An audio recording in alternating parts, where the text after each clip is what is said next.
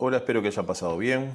Hoy vamos a tratar más bien un aspecto teórico, que es la neuroplasticidad, un aspecto muy importante en lo que es el proceso de entrenamiento para aquellos que están haciendo cursos de entrenador, en diferentes lugares donde estén. Seguramente van a tratar de alguna forma directa o indirectamente lo que es la neuroplasticidad. La neuroplasticidad y su relevancia en el proceso de aprendizaje en el fútbol contemporáneo. La definición de neuroplasticidad se refiere a los cambios fisiológicos en el cerebro que ocurren como resultado de las interacciones con nuestro entorno.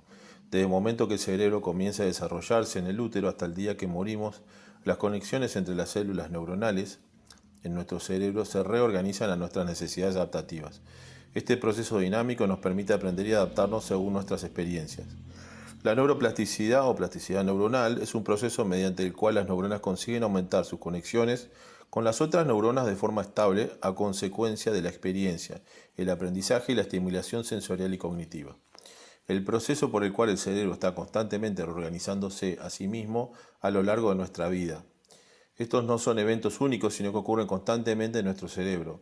Las sinapsis están constantemente generándose, apareciendo y desapareciendo entre nuestras células o neuronas.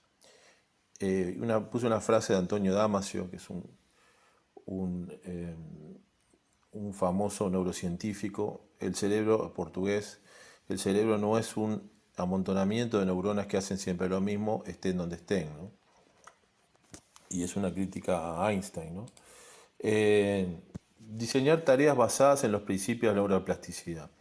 Como siempre mencionamos, debemos buscar tareas o ejercicios donde los principios de la neuroplasticidad o plasticidad neuronal esté contemplada y no copiar lo que hacen otros entrenadores, muchas veces entrenando en contextos diferentes, lo cual nos brindará el efecto esperado. Hablar de neuroplasticidad ha tenido una relevancia o una importancia muy grande sobre lo que son las teorías cognitivas o de aprendizaje modernas, ¿no? En el cual también está el deporte. Y vamos a verla, o cuando las mencionemos creo que la van a entender la mayoría, y van a ver que los procesos de las metodologías modernas, casi todas o todas usan estos estos principios de neuroplasticidad que fueron descubiertos en el laboratorio debido a las herramientas que hoy en día contamos, ¿no?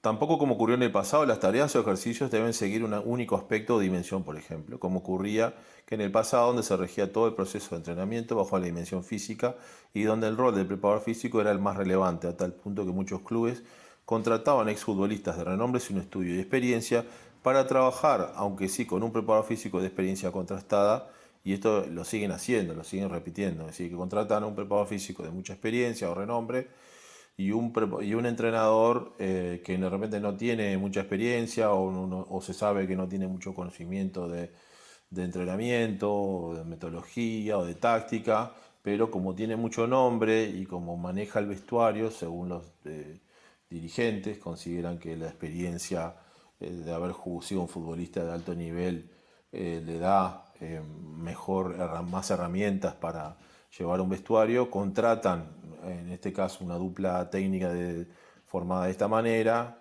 Y bueno, esto era algo que se repetía y se sigue repitiendo, especialmente en Sudamérica, ¿no?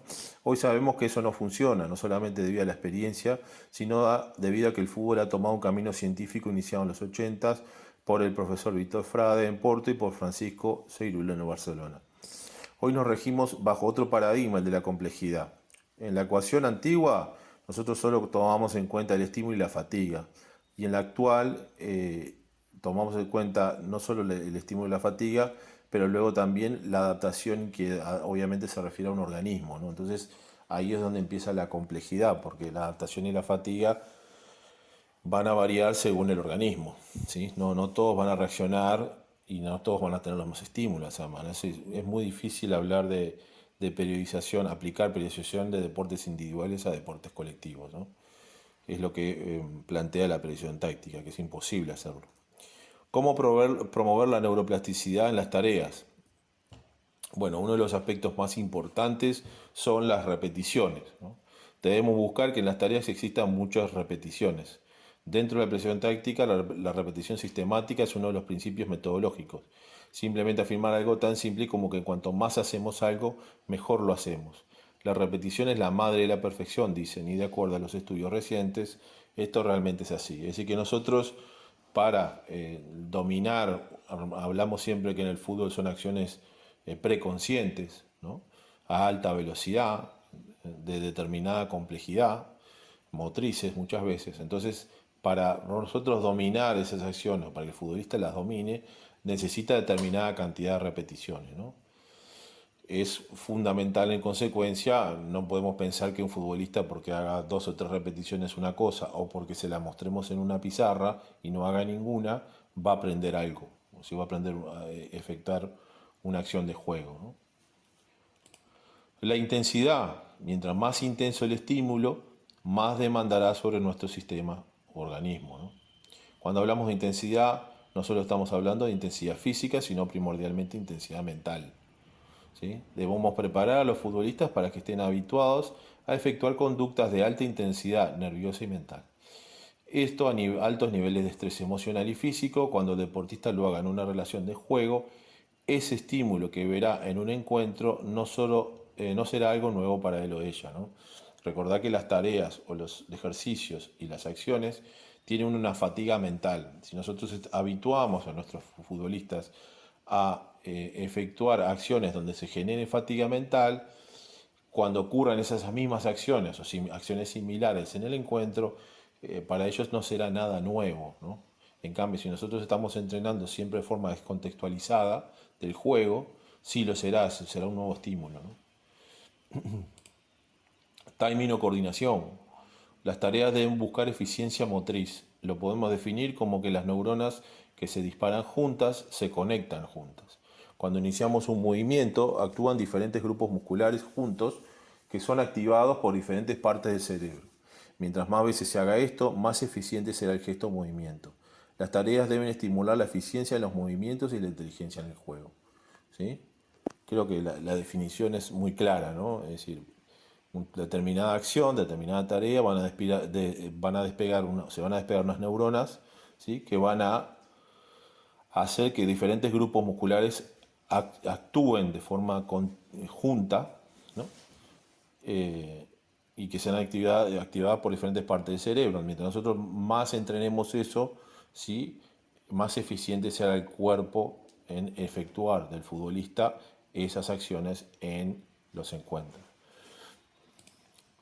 Cuando yo por primera vez empecé a indagar y leer sobre el tema de la plasticidad neuronal o neuroplasticidad, me quedó un recuerdo muy, muy claro de cuando nosotros conocimos y tuvimos como profe a Horacio Anselmi, famoso preparador físico y profe argentino, el cual me recuerdo que cerca del año 2000, cuando él vino acá a dar clases en Uruguay, me acuerdo que él dijo una cosa que me quedó grabada, que él hace más de 20 años, que en el futuro, en los libros de entrenamiento, ya no se iba a hablar más de sistemas energéticos y tanto de células, porque ya más o menos el muscular, porque ya se conocía más bien casi todo lo que se podía saber en esa área, sino que se iban a empezar a aparecer más información sobre el cerebro, el sistema nervioso y las hormonas, ¿no?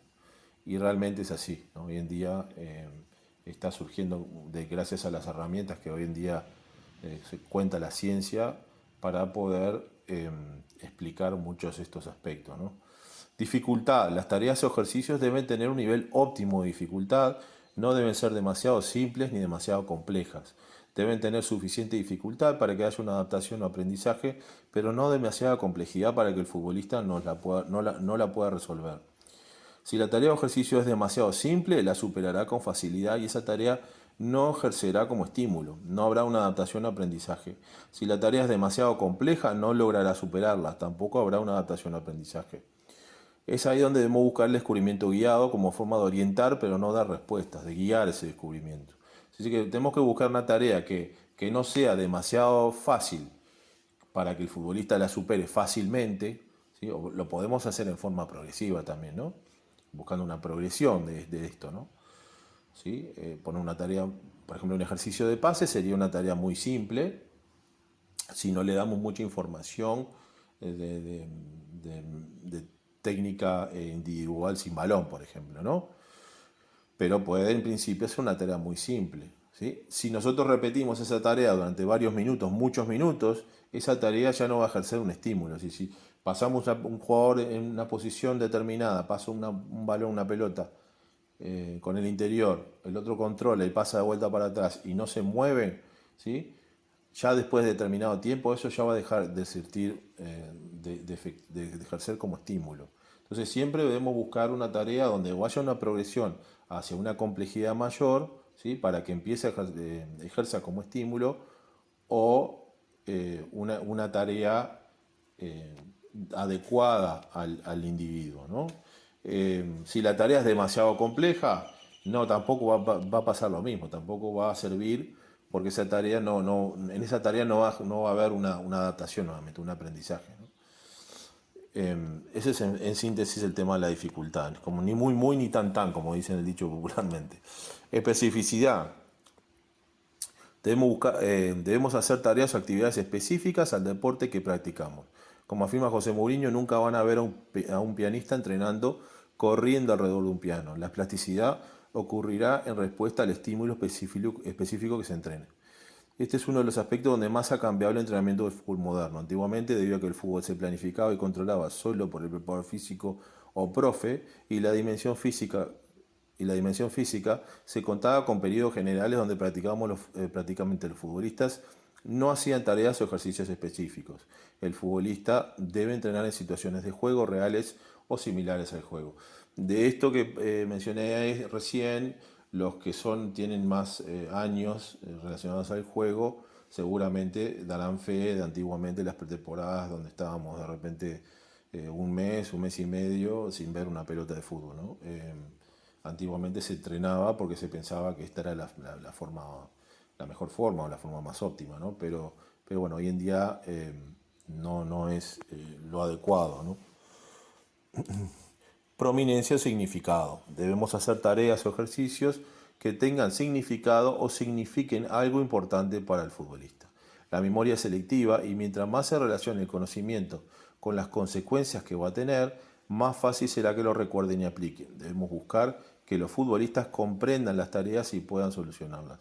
No es tan relevante el nombre del concepto, pero sí que lo entiendan y puedan rápidamente aportar soluciones. Es decir, si saben el concepto, por ejemplo, el cierre, por ejemplo, defensivo, ¿no? Si saben el concepto de lo que es un cierre, los laterales, entonces, y saben realmente lo aplican, mejor, ¿no? Pero si de repente no saben la palabra, pero sí lo hacen, bueno, también sirve, ¿no? Porque también implica que el juego lo entienden, más allá del nombre del concepto, ¿sí? Bueno, esto fue una charla o un video más bien teórico, espero que les haya gustado. Lo quise tocar porque me parece que es muy relevante, muy importante, no importa si la metodología que ustedes vayan a utilizar, si usan, por ejemplo, estructurado, o si usan presión táctica, o si usan integrado, o si usan la metodología la metodología que vayan a utilizar, van a ver que el tema de la plasticidad neuronal es una parte central de lo que son las teorías cognitivas, de aprendizaje, enseñanza hoy en día, y es muy importante porque, bueno, debido a los hallazgos que encontraron en esta área, bueno, no solo en aspectos del deporte, ¿no? En aspectos también de salud, han sido muy revolucionarios y, bueno, han influido muchísimo en toda la parte, como mencioné, cognitiva, ¿no? Así que nada, espero que les haya gustado el video. Cualquier cosa, algún tema que quieran que toque, me pueden escribir o nombrármelo en el canal de YouTube, ahí en los comentarios. No se olviden que si no se han suscrito, háganlo, así podemos seguir sacando más videos y más material. Y bueno, me gustaría saber sobre qué temas quisieran que toquemos próximamente. Les mando un saludo y nos vemos en la próxima. Adiós.